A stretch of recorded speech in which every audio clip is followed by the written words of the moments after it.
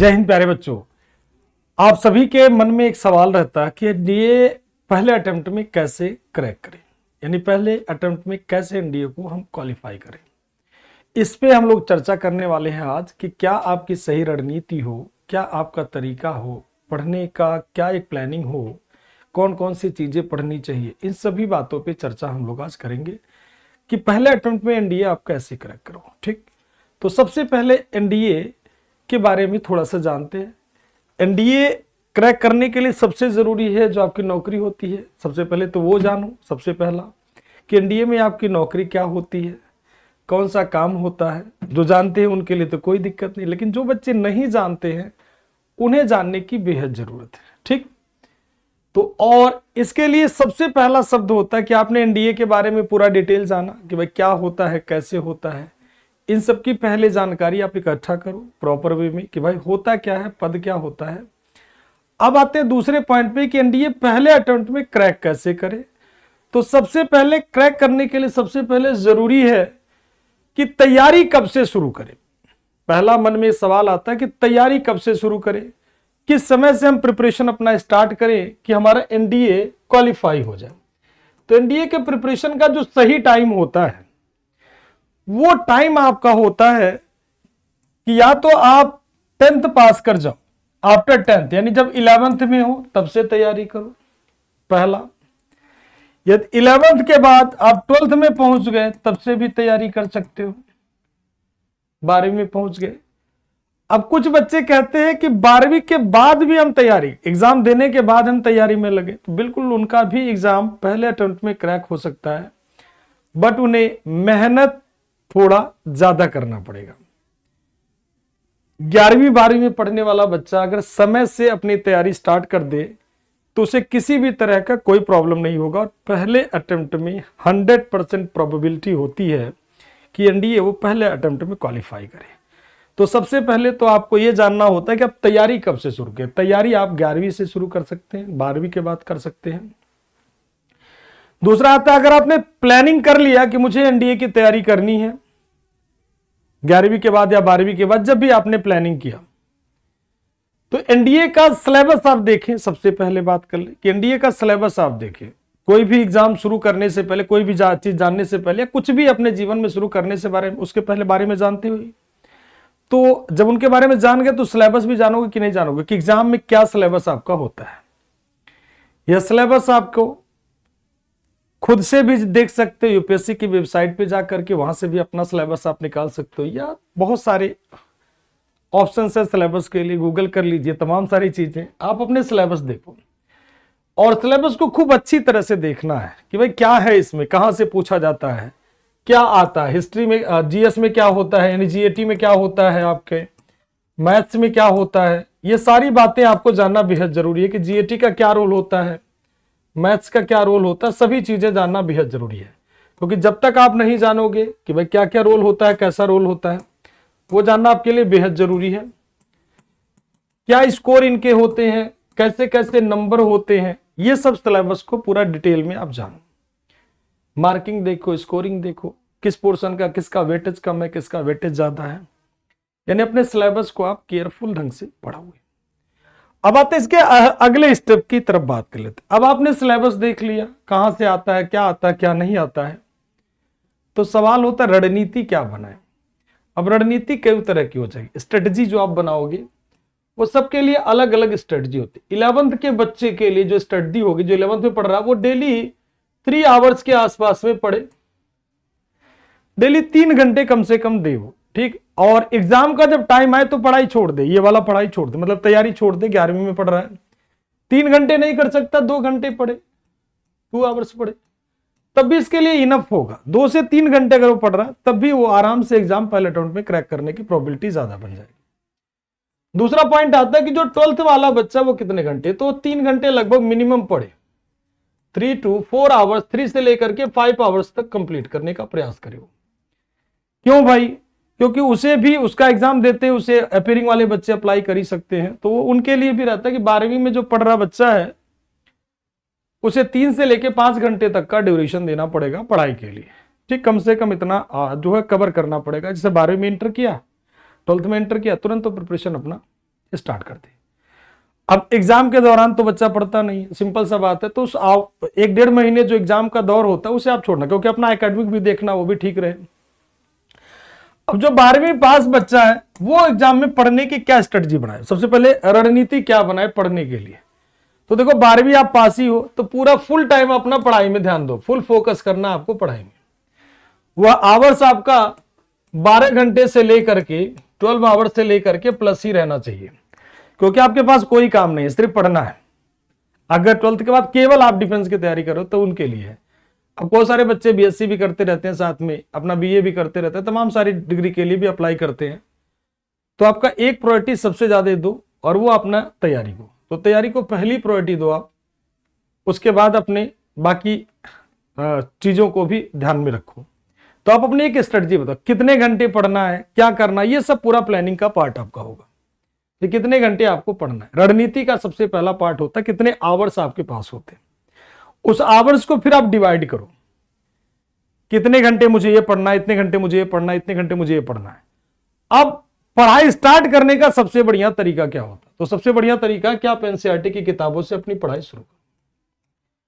ठीक, जैसे मान लीजिए आपको हिस्ट्री नहीं आती, आपको ज्योग्राफी नहीं आती, आपको पॉलिटी नहीं आती, आपको साइंस की चीजें नहीं आती हैं, तो एनसीईआरटी से आप शुरू कर सकते हैं। और जो 11th के बच्चे होते हैं उनके लिए एनसीईआरटी तो पढ़ ही रहे होते हैं, तो उनके लिए और आसान हो जाता है, हेल्प मिल जाता है उनको। बट वो मान लीजिए मैथ बैकग्राउंड के बच्चे हैं तो सिंपल सा लॉजिक है, उन्हें जो है हिस्ट्री ज्योग्राफी पॉलिटी इन सब में थोड़ी प्रॉब्लम्स आएंगी, तो उसके लिए जरूरी है एनसीईआरटी की बुक्स को फॉलो करो। ऑथेंटिक किताबें होती हैं, बढ़िया किताबें होती हैं। और ध्यान रखिएगा एनसीईआरटी में कौन सी एनसीईआरटी पढ़ना है, न्यू एनसीईआरटी मत पढ़िएगा, ओल्ड एनसीईआरटी पढ़ना आपको। ओल्ड एनसीईआरटी पढ़ोगे क्योंकि ओल्ड एनसीईआरटी में फैक्ट ज्यादा है, कॉन्सेप्ट ज्यादा है। ध्यान रखिएगा, इसको पढ़ने का उद्देश्य ये नहीं है कि आप इसको पढ़ करके एनडीए क्रैक कर पाओगे, नहीं कर पाओगे। ये टू बी ऑनेस्ट मैं बता रहा हूं कि केवल एनसीईआरटी पढ़ करके आप एग्जाम पास कर लोगे, नहीं। ये केवल इसलिए पढ़ना है कि आप चीजों के बारे में थोड़े थोड़े फेमिलियर हो जाओ। जैसे आप किसी शहर में घूमने जाते हैं, यदि कोई बता देता, कोई घूम के उस शहर से आया, तो उससे पूछते हो कि भाई उस शहर में क्या क्या घूमने लायक है। अगर आप प्लानिंग करो कि भाई मुझे उस शहर में जाना है, तो उस व्यक्ति से पूछते हो जो उस शहर में घूम करके आया है कि भाई हमें उस शहर में जाना है, क्या क्या हमारा घूमने के लिए वहां पर जगह है। तो उसी तरह से एनसीईआरटी है, जब आप जिससे ढर्रे पर चलना चाहते हो, जैसे मुगल पढ़ना चाहते हो, जिससे गांधी जी के बारे में जानना चाहते हो, भगत सिंह सुखदेव के बारे में जानना चाहते हो, थोड़ी थोड़ी बातें आपको एनसीईआरटी में मिल जाती है, बाकी जो है आपका चीजें और अच्छी हो जाती है, प्रॉपर बुक में आ जाते हो। फिर यहां से आप अपनी पढ़ाई स्टार्ट कर सकते हो। अब बात कर लेते हैं कि इसके बाद आप अपने नोट्स बनाएं।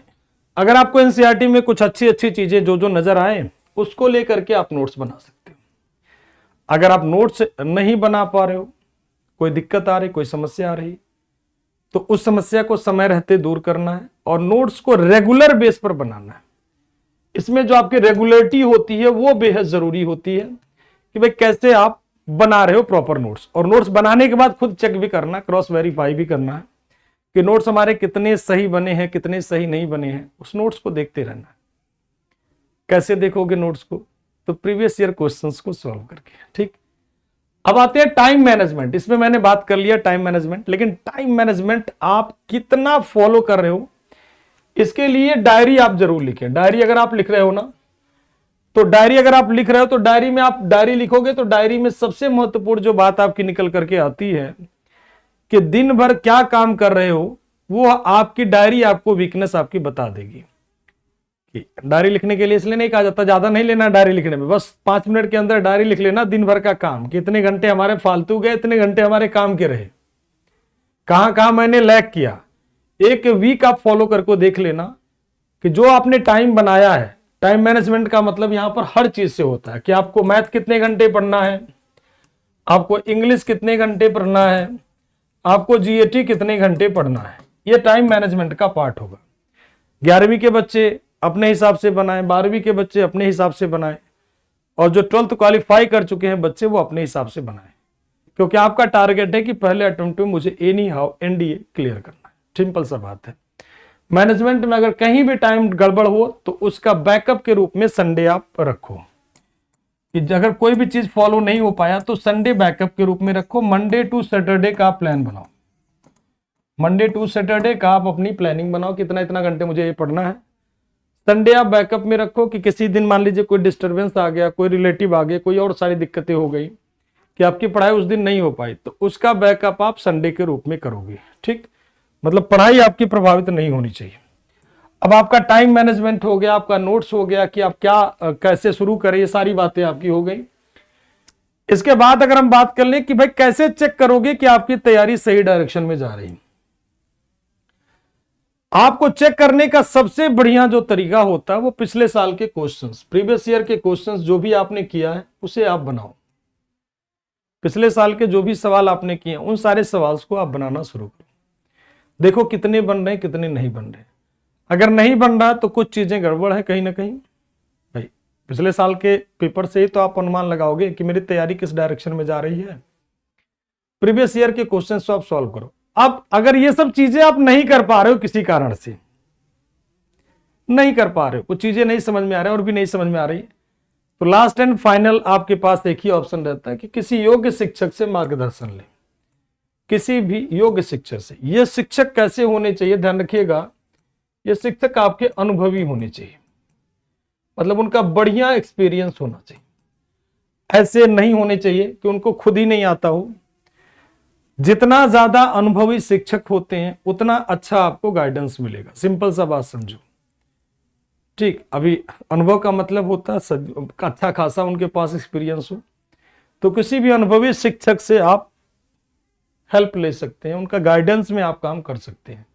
वो डिपेंड करता है, वो शिक्षक आपको टाइम मैनेजमेंट से लेकर के हर एक चीज आपको बता देंगे कि भाई नोट्स कैसे बनाना है, टाइम कैसे मैनेजमेंट करना है, आपका कितना टाइम बच रहा है, कितना छूट रहा है। मतलब प्रॉपर जूम सेशन के थ्रू, अन्य सारे चीजों के थ्रू आपसे टीचर कनेक्ट भी हो सकते हैं। कैसे भी कनेक्ट करो, वो टीचर आपको उस हिसाब से मिल जाएंगे, प्रॉपर गाइडेंस वो आपको करेंगे। और यह सबसे आखिरी विकल्प होता है, अगर ऊपर की कोई भी चीज आपको बिल्कुल नहीं आती है, कुछ भी नहीं कर पा रहे हो, तो किसी न किसी योग्य शिक्षक से जरूर जुड़ो। ठीक, इसके लिए अगर इन शिक्षक से जुड़ने के लिए आप चाहते हो कि भाई हमें कुछ ऐसा चीज मिल जाए कि जिसमें मुझे कुछ भी ना करना पड़े और मैं पहले अटेम्प्ट में एनडीए भी क्रैक कर जाऊं, मुझे कुछ भी नहीं आता, बिल्कुल ब्लैंक हुई एनडीए को लेकर के, तो उसके लिए आप लोगों का दीक्षित फाउंडेशन बैच है। 1 साल का ही बैच है। ठीक, 1 साल का ही बैच है, दीक्षित फाउंडेशन बैच है। ये एक्चुअल में जो टारगेट रखा गया कि जो बच्चे 10th पास कर चुके हैं, यानी 11th में हैं, जो बच्चे 12th में हैं, इन बच्चों को टारगेट करके मेनली ये बैच बनाया गया फाउंडेशन। इसमें जो क्लासेस होंगे दीक्षित बैच में 3 आवर्स के आसपास में रहेंगे। डेली 3 क्लास आपके जाएंगे डेली। ये कब तक? एग्जाम तक। और एग्जाम के दौरान आपके क्लासेस भी क्या रहेंगे, जब आपका जो पेपर होगा, पेपर का मतलब जब आपका मेन पेपर होगा, जैसे बोर्ड का एग्जाम होगा, तो उस दौरान ये क्लासेस भी इसमें बंद कर दी जाएंगी, क्योंकि आपको एग्जाम में ध्यान रखिए ये बैच दोनों भाषाओं में चलेगी। जो जैसे बहुत सारे बच्चे हिंदी इंग्लिश को लेकर परेशान होते हैं, तो उन्हें परेशान होने की जरूरत नहीं है। इस बैच में सारे अनुभवी टीचर्स हैं, अच्छे खासे अनुभव है। इसी में आपका जैसे एनडीए मैथ नहीं आता है, तो इसी में एनडीए मैथ फाउंडेशन, इसमें मैथ फाउंडेशन बैच है। अगर आपको मैथ नहीं आता तो मैथ फाउंडेशन बैच है। इसी में आपका इंग्लिश फाउंडेशन बैच भी है। देखो कितना इसमें इंग्लिश फाउंडेशन बैच है। इसी में आपका इंग्लिश फाउंडेशन हो गया, मैथ फाउंडेशन हो गया, साइंस फाउंडेशन बैच है, साइंस फाउंडेशन बैच है। इसके अलावा इसमें हिस्ट्री मैं आपको पढ़ा रहा हूं, ज्योग्राफी आपको, जो हिस्ट्री ज्योग्राफी पॉलिटी सारे सब्जेक्ट इसमें इंक्लूड है। मतलब आपको कुछ नहीं करना है, बस टीचर के द्वारा दिए गए गाइडेंस को पूरी तरह से टू बी ऑनेस्ट होकर के ईमानदारी से फॉलो करना है। ये बैच हम लोगों के 3 नवंबर को स्टार्ट हो रहे हैं। ऑफर फीस इसकी बहुत ही मतलब कम रखी गई है, जिसमें 3 फाउंडेशन बैच आपको दिया जा रहा है। मतलब 2,999 रुपए हो गए। रजिस्ट्रेशन आपका ओपन है। तो यह बैच बहुत अच्छा बैच है। इसमें अगर आपको मैंने बोला ना कि इसमें आपको टीचर को जूम के थ्रू, टीचर से भी आप कनेक्ट हो गए महीने में 1-2 बार, सैटरडे के दिन टीचर से भी कनेक्ट हो गया कि भाई जूम के थ्रू टीचर से आप अपने डाउट्स, अपने प्रॉब्लम्स, जो भी चीजें वो शेयर करोगे कि सर मुझे ये नहीं आता, मुझे वो नहीं आता, जो भी दिक्कत आ रही है आपको, जो भी प्रॉब्लम फेस कर रहे हो। इसमें मंथली वीक टेस्ट रहेगा और डीपीटी मतलब डेली प्रैक्टिस टेस्ट भी सारे कराए जाएंगे। मतलब आपकी सारी समस्या का समाधान जो मिल जाएगा वो दीक्षित बैच में मिल जाएगा। ठीक है, इसके बाद भी अगर आपके मन में कोई सवाल बन रहा हो, कोई प्रश्न बन रहा हो, तो आप कमेंट करके जरूर बता दीजिएगा, ताकि हम उस पर समय पर वीडियो ला सकें। ठीक है, कोई भी कमेंट होगा तो आप लिख दीजिएगा कि अमरीन सर इस पर हमें वीडियो बता दीजिए, या ये हमारा कुछ चीज़ें हैं जिसे आप क्लियर कर दीजिए, तो आपको क्लियरेंस उस पर भी मैं जल्दी कर दूंगा। ठीक है, तो आज के लिए इतना ही। Thank you.